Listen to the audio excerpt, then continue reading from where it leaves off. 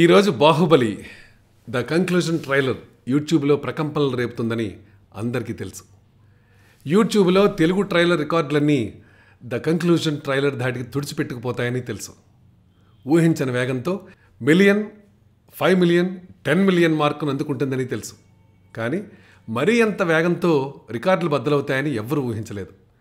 కేవలం 7 గంటల్లో Baahubali the conclusion Telugu trailer ఏకంగా 1 కోటికి పైగా వ్యూస్ తెచ్చుకొని సంచలనం సృష్టించింది. ఉదయం 10 గంటల ప్రాంతంలో ఈ ట్రైలర్ విడుదలైతే సాయంత్రం 5 గంటలు దాటిన కొన్ని నిమిషాలకే 10 మిలియన్ వ్యూస్ పూర్తయ్యాయి. లైక్స్ విషయంలోనూ రికార్డులు మోతమోగింది.